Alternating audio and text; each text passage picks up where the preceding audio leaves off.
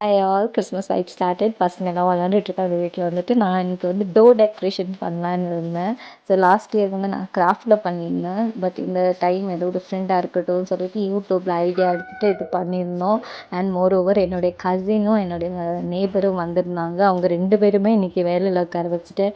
But it was very awesome day today. நாங்கள் fun பண்ணிட்டு jolly பண்ணிட்டு அவ்வளோ அழகா நாங்கள் வந்து அது அந்த டோர் டெக்கோருக்கு பண்ணிட்டு இருந்தோம்.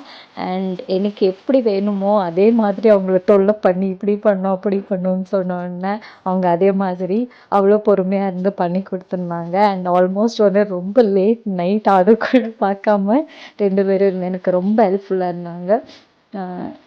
நான் இதை அலோனாக பண்ணியிருந்தா இது அவ்வளோ ஃபன்னாக இருந்திருக்காது. பட் அவங்க வந்துட்டு அவ்வளோ ஃபன்னாக இருந்துச்சு.